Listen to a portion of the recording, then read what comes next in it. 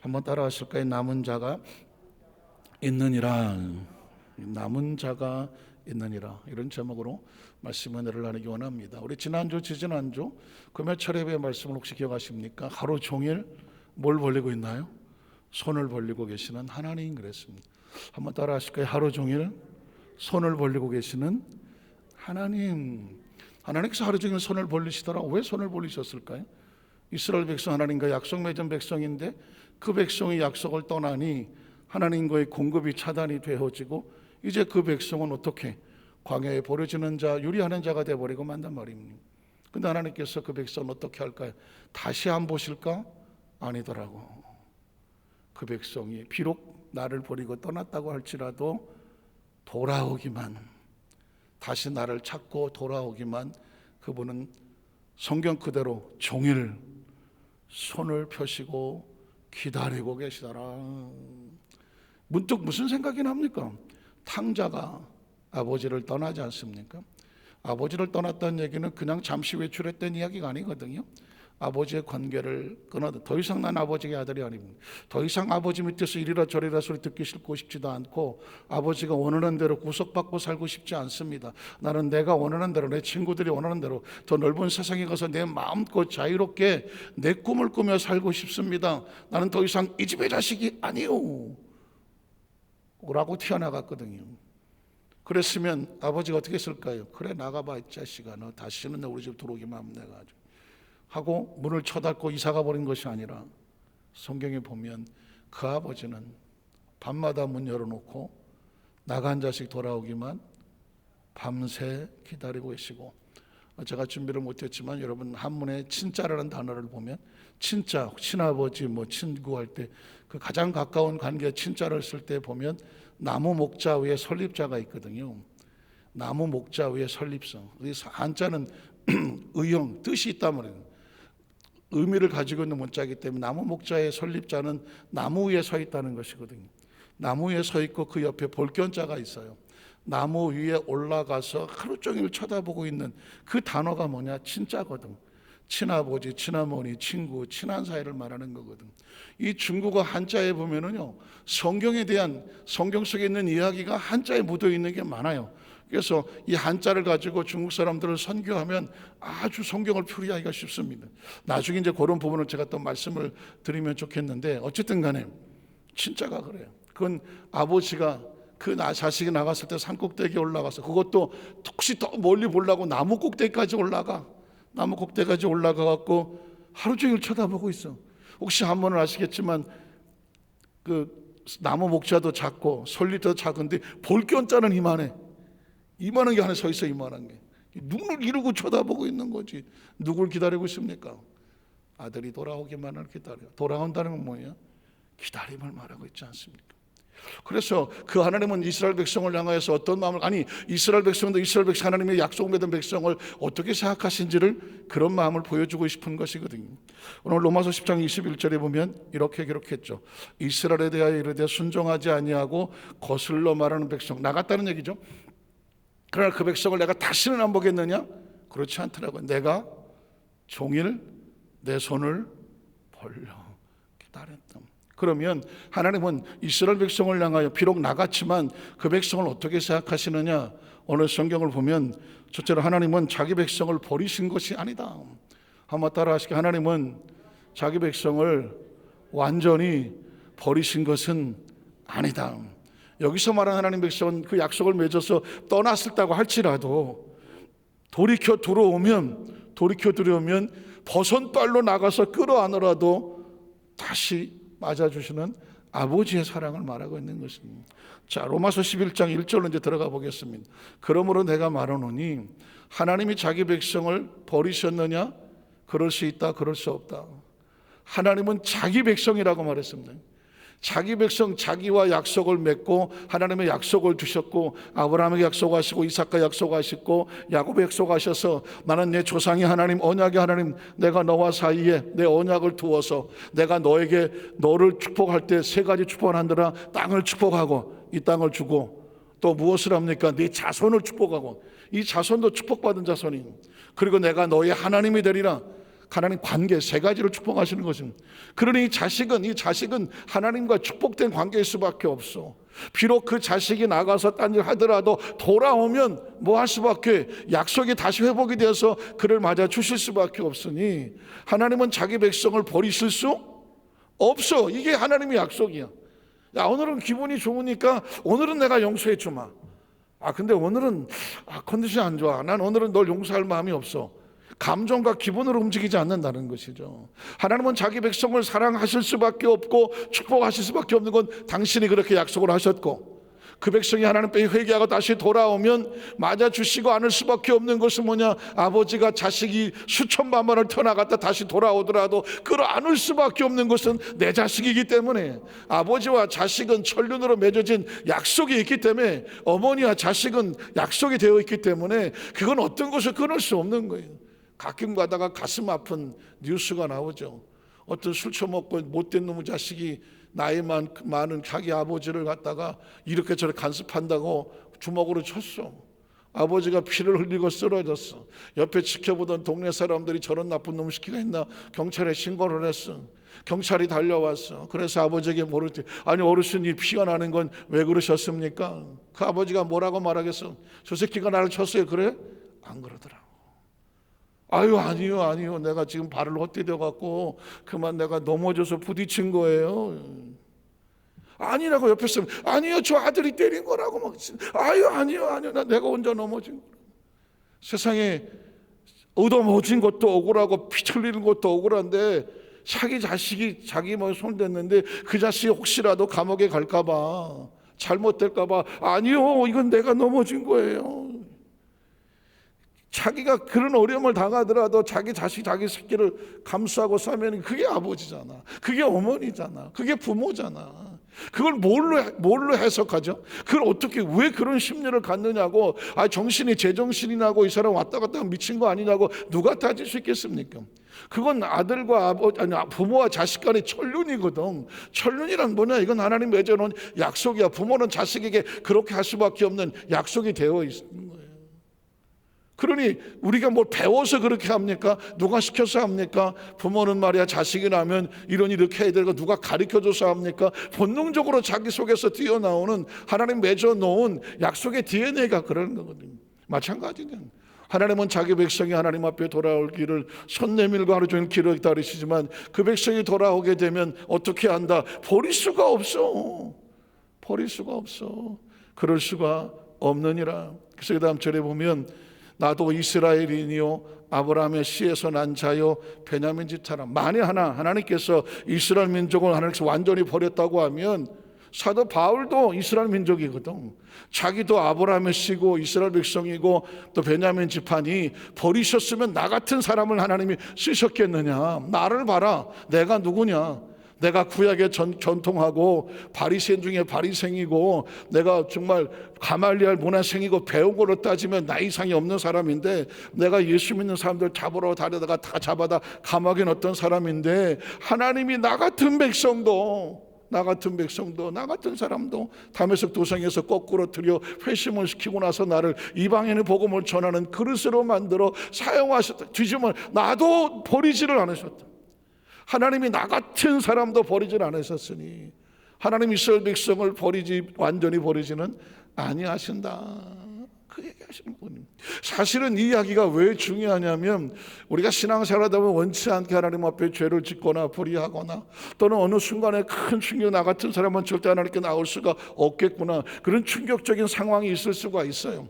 합리화시키는 것은 아니고, 또 그래도 된다는 얘기는 아니지만, 신앙생활하다 보면 넘어질 때 있고 쓰러질 때 있고 엎어질 때가 있고, 인간인지라 아까 제가 했던 감정을 컨트롤할 수도 있겠지만, 감정에 휩쓸려서 무너져 안 나와, 안 해, 교회 안 다녀, 나 봉사 안 해, 나 안 가, 하나님과 관계가 어쨌든 일을 내든지 끊어질 때가 있다는 말이죠.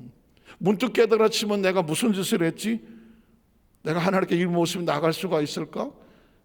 진짜 이 단절이 되는 거는요, 제가 그제도 말씀했지만, 하나님으로부터 완전히 버려지고 내가 하나님 앞에 도저히 용서받을 수 없는 죄인이다, 이런 생각이 마음속에 들어와서 단절이 돼버리면, 그 저 깊은 어둠 속으로 초락하고 있는 자신의 영혼을 바라보면, 그건 어떤 말로 표현이 안 돼요. 어떤 말로도 표현이 안 된다니까. 이건 딱 방법은 딱 하나. 이런 사람은 자기 목숨을 스스로 끊어, 아니면 자포자기해서 아주 자기 인생을 패가망신을 시키던가 아주 처참하게 무너져. 또 마귀는 그걸 그렇게 너 같은 놈은 절대로 용서받을 수 없으며 너도 인간이냐 하면서 스스로 자학하게 만들고 자기 피하에 빠져서 무너지게 만들어. 그러나 성경은 그렇지 않아. 하나님은 자기 백성들에게 네가 부족하고 모자라고 네가 내 대못을 내 손에 쥐지고 내 등에 꽂았다고 할지라도 하나님은 자기 백성을 버릴 수 있느냐? 버릴 수 없다. 버릴 수 없다. 바울같이 그렇게 그리스도를 핍박했던 사람도 하나님이 그를 건지셔서, 사실은 우리는 조금 하나님의 심리를 이해가 안 가잖아요. 좀 깨끗하고 정결하게 좀 잘 키워서 존경받을 만한 사람을 이방에 좀 선교사로 세워서, 그래서 그런 사람이 바울이 돼서 말이야, 그 교회도 세우고 정말 선교도 하고 왔다 그러면은 야 정말 확실히 훌륭한 사람은 달라 그럴 거 아니겠습니까? 근데 가장 핍박을 하고 가장 못된 짓을 하고 그렇게 했던 사람인데 하나님은 그걸 거꾸로 틀리면서 이렇게 말하네. 냅둬. 쟤는 이방의 선교를 위해서 내가 따로 선택한 그릇이야. 이거 뭐야 이거. 그러나 가만히 보면 너는 별다르냐? 네가 바울과 비교해서 뭐 너나 바울이나 뭘 별다른 네같이 나온 사람 돌이켜봐라. 우리가 하나님을 알지 못해 행했던 모든 것들이 우리가 바울보다 깨끗하다고 할 수 있느냐? 아니더라고. 바울도 하나님을 쓰신다면 누구도 쓰신다.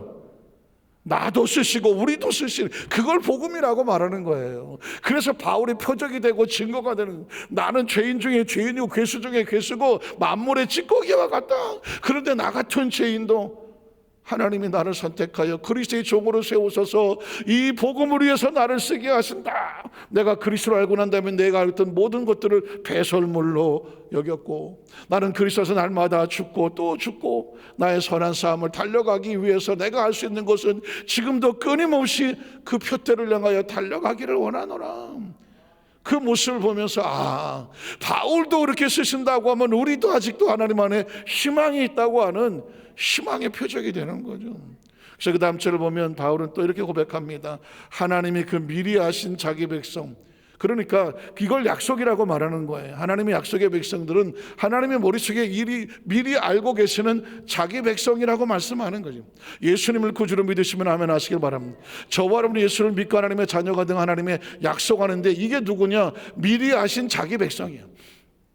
저와 여러분은 이미 태중에 지어지기 전에 만세 전에 알고 계셨으며 믿으십니까? 하나님의 때 우리 땅에 보내서 알게 하셨지만 저와 여러분을 예수 그리스도에서 구원 하나님의 자녀를 만들어주신 하나님 미리 아시고 정하신 택하신 자들이에요. 그 택하신 자들을 어떻게 하신다? 버리지 아니하신다. 그 다음 절을 보면 너희는 이제 그걸 이제 성경이 엘리야를 가리켜 말한 것을 알지 못하느냐. 바울의 전공이 뭐라고요? 구약이에요. 아니 그 시대에 구약이란 말도 없어서 성경이고 율법이야.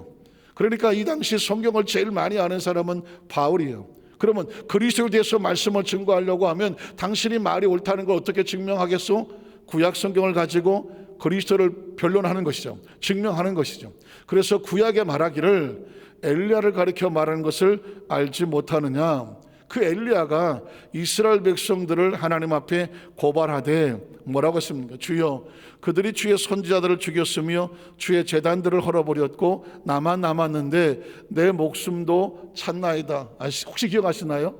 열왕기상 18장에 보면 바알과 아세라 840명의 선지자들이 갈멜산에서 엘리야와 진짜 영적 맞짱을 뜨는 게 나오잖아요. 왜 그런 일이 벌어집니까? 아합이라고 하는 성경 속에서 가장 하나님 앞에 사랑받는 다윗과 솔로몬, 히스기야 이런 좋은 왕들도 있지만 가장 악한 왕 중에 악한 왕이 누구야? 아합이야. 아합인데 이 사람은 정말 악하기가 짝이 없는데 이세벨이라고 하는 이방 여인을 자기 왕비로 데려왔는데 이세벨이 올 때 그냥 온 것이 아니라 840명의 이방의 선지자들을 데리고 왔어. 그 선지자를 데려와서 왕궁에다 여기저기다 산당을 차려놓고 왕궁을 완전히 우상 숭배당으로 만들어놨어. 그런데 그걸 그대로 보고 있었다는 게 아합 왕이야. 하나님께서 이스라엘 백성은 하나님이 다스리는 나라잖아요. 그 왕이 하나님과 온전히 섰을 때 그 땅에 하나님 나라가 임했지, 역사가 나타 약속대로 이뤘지만 왕이 하나님을 버리면 어떻게 됩니까? 이스라엘 민족 하나님의 공급이 차단됐죠. 그래서 3년 6개월 동안 뭐가 오지 않더라? 비가 오지를 아니했었다. 그래서 누가 참신이냐? 그래서 갈멜산상에서 바알과 아세라 선지자들이 거기다가 제물을 올려놓고 불이 떨어지는 그 신이 참신이다 하고, 왜 바알이냐? 발발 떨었거든. 발발 떨었어. 발발 떨면서 신이시여 피를 내려달라고 별짓을 다고 자기 몸에 막 칼로 찔러서 피를 내고 별짓을 다 했지만 하늘은 깜깜무소식이잖아요.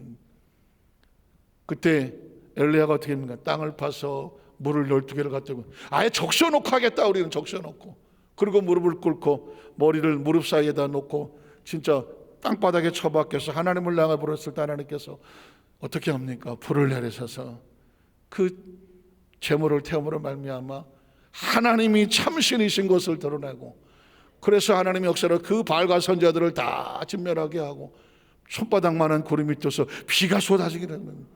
그때 엘리야가 진짜 산 아래 내려오는데 엘리사벳 이사벨의 선지 이사벨이라고 하는 왕후가 그거보다 마차보다 더 빨리 뛰었다는 거 아닙니까? 그런데 그렇게 열심히 또 도망가다가 육체적으로 어떻게 됩니까? 번아웃이 됐어. 지쳤어.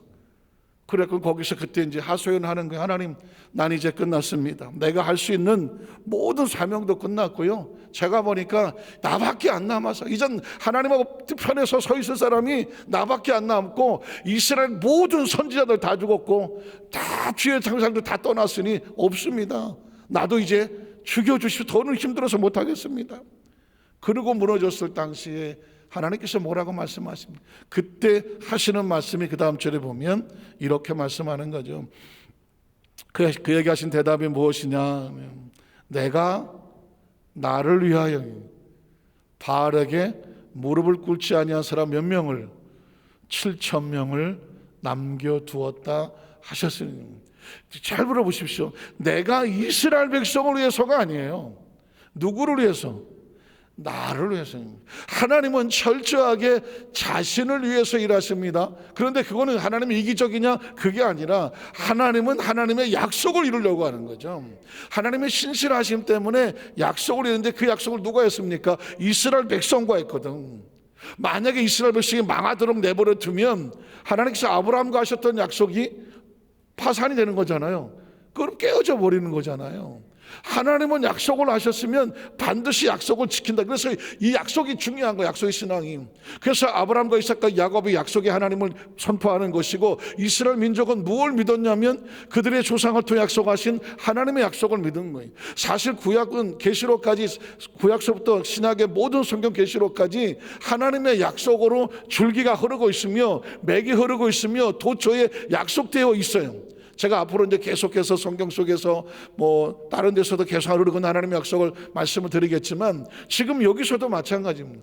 하나님께서 이스라엘 백성들을 위해 약속하신 걸 지키기 위해서 모두가 아무도 없다고 생각했지만 하나님의 자신의 약속을 이루기 위해서 몇 명을, 7,000명을 바알에게 무릎 꿇쳐 7,000명을 남겨두었다 하셨다. 여기서 말하는 그래서 남은 자란 말이 나오는 거죠. 그 다음 절에 보면 그래서 그런데 이와 같이 지금도 은혜로 택하심을 따라 누가? 남은 자가 있다라고 말씀하는 것입니다. 굉장히 중요한 사건은 뭐냐면, 하나님의 나라에 세상적으로 세상 볼 때는 아무것도 안 남은 것 같지만 하나님은 여전히 숨겨놓으시고 남겨놓으시고 일하시는 하나님. 성경 속에서 여러분 남은 자를 찾아볼까요? 여러분 아담과 하와는 남은 자였습니다. 왜냐하면 범죄하고 선악과를 따먹으면 죽으리라 그랬거든요. 사실 죽어야 되는 거예요. 근데 하나님께서는 아담과 하와를 살려주셔서 남게 하셨습니다. 왜 남게 하셨느냐? 아담과 하와를 통해서 어떻게? 자손이 뻗어나가야 되는 것입니다. 자손이 뻗어나가야 됩니다. 사실 제가 이번 주일날도 말씀을 하겠습니다만, 노아도 방주에 남은 자들만 살아남았습니다. 그 시대의 모든 사람들을 다 홍수로 심판했지만 방주에 있는 자들만 살았더라. 그때 쓰는 단어가 뭐냐? 남은 자거든요. 방주 안에 있는 사람들은 남은 자들이었습니다. 여러분, 아브라함도 남은 자와 같았습니다. 왜냐하면 아브라함이 원래 그 히브리 사람이 아니죠. 이스라엘 민족에 어떻게 섞여 있던 전속이 아니잖아요. 저 갈대울에서 우상을 섬기던 족속이었는데 우상을 숭배하던 족속은 이미 다 하나님의 심판에 있는 백성이거든요. 근데 거기서 끄집어내요. 살려놓으신 백성이 누구냐? 아브라함인 거예요. 살려놨다는 얘기는 따로 끄집어내서 택했다는 얘기는 남아있다는, 살아남은 자예요. 사람, 우상의 숭배에서 죽은 자가 아니라 하나님의 선택해서 살아남은 자예요. 그게 아브라함이에요. 이삭도 살아남았고 야곱도 살아남았고 요셉도 저 밑에 끌려갔지만 살아남아서 애굽의 총리가 됐고, 이스라엘 백성이 애굽에 내려가서 다 그냥 뭐 노예로 죽은 것이 아니라 끄집어내서 살아남게 하셨잖아요. 홍해수 가운데서 바알의 군대가 다 들어가서 전멸되어도 살아남은 자가 누구예요? 이스라엘 백성이거든요. 그래서 이스라엘 백성 자체가 남은 자의 사상 속에 들어갑니다. 그래서 하나님의 사람들은 계속 남아갔지만 혹시 그들이 실패하고 넘어지더라도 하나님은 남은 자를 끌고 일하시는 것이죠. 여호수아 칼렙은 남은 자입니다. 모세도 못 들어가고 그 첫 세대가 다 못 들어갔지만 새로운 세대와 함께 끌고 들어간 자가 선택된 자가 누구냐? 여호수아 칼렙은 가나안 땅에 들어갔습니다. 그들은 남아서 자기 일을 하게 하셨다는 것이죠. 그 남은 자의 최대의 그 표적으로 약속 오신 분이 바로 예수님입니다. 예수님은 이 땅에 누굴 찾으러 오셨냐면 남은 자들을 찾아오신 것입니다. 누구든 저를 믿는 자마다 멸망하지 않고 영생을 얻게 하셨습니다. 그 영생으로 살아남을 자들을 찾는 것입니다. 그 예수와 함께하는 사람이 살아남는 것이죠. 이 시대 교회를 주시는 땅이 아닙니다. 지금도 뭐 70억이 넘는 사람들이 있지만 70억이 다 구원받은 백성은 아니잖아요. 교회는 뭐냐? 예수로서 머리가 되시고 이 교회는 우리 그렇게 몸이 되어져서 어떻게 됩니까? 남은 자들이 모이는 곳입니다. 살아남은 자들이 모여서 하나님의 나라를 기다리는 것이 바로 교회와 같은 것이고, 크리스찬을 다른 말로 말하면 남은 자들입니다. 남은, 저와 여러분은 살아남은 자들입니다. 살아남은 자들입니다. 이 죄악 속에서, 이 불신앙 속에서, 이 온갖 이 정말 무신론이 펼치는 이단이 펼치는 곳에서 꿋꿋이 여러분의 믿음을 지켜서 살아남은 자들이 모인 곳이 보다 교회와 같은 것이고, 우리가 이 땅의 삶을 살면서 선거를 한다면 목적은 딴 게 아닙니다. 남은 자들을 찾아서 내 성전을 채우라고 말하는 것입니다. 인류 역사 속에서 큰 전염병이 있었다고 합니다. 뭐 아시는 것처럼 유럽의 중세 시대에 패스트가 있었지 않습니까? 패스트는 흑사병이라고 말하는데 이 패스트가 얼마나 무서웠냐면 몸에 조금만 물집이 생기잖아요. 물집이 생기면 사흘 안에 죽었어. 사흘, 나흘 안에 죽었어. 그러니까 이건 어떻게 할 수도 없어. 내 몸에 물집이 생겼다? 그러면 3, 4일이야. 그리고 뭐 예의가 없어. 그냥 뭐 무차별로 나가는 거야. 그러니까 사람들이 깜짝 놀라는 건 뭐냐면 그 시대에 신앙을 가진 사람들이 더 많아졌고, 그리고 교회가 더 많아졌어. 왜냐하면 이거는 그냥 걸리면 죽어. 그리고 준비할 시간이 4일밖에 없어. 그러니까 어떻게? 야, 이게 죽음이라는 게 멀리 있는 게 아니구나. 그냥 막 가까이 와 있구나. 그러니까 이게 내가 얼마 안 남았다고 생각하니까 이 사람들이 천국을 준비하기를 시작을 했어. 이게 뭐 걸리면 4일 안에 가버리니까. 4일 안에 가버리니까 이건 뭐 길게 할 것도 없고 여행도 없고 물질만 생기면 그냥 4일 안에 가. 그러니까 그때 비로소 이 땅에 대한 소망이 끊어지니까 천국에 대한 소망을 가져 준비해야 되겠다고 사람들이 정신을 번쩍 차리기 시작을 했어. 그래서 오히려 그 흑사병이 돌 때에 교회를 더 많이 세웠으며 그 짧은 시간 전 사람들이 하늘에 대한 소망을 가지면서 신앙이 발전을 했어. 그 여러분 또 아시는 것처럼 스페인 독감이 왔지 않습니까? 뭐 공식적으로는 2,500만이 죽었다 그러고 나중에 보니까 5천만 명이 죽었다 그러는데 그 역시 팬데믹이었었죠. 그 당시에 엄청난 사건 독감으로 인해 사람들이 목숨을 잃었습니다. 그런데 사람들이 그런 사건이 벌어지게 되면 뭘 생각해야 되냐면 인생이라는 게 삶이 이렇게 길지 않구나. 그리고 이런 것이 인간이 어떻게 그걸 해결할 수 있는 것이 아니구나 하면서 사람들이 뭘 하게 되냐면 오히려 살아남은 사람들은요 신앙을 더 뜨겁게 갖게 돼 있어. 신앙을 더 갖게 돼 있어요. 그런데 여러분 보십시오.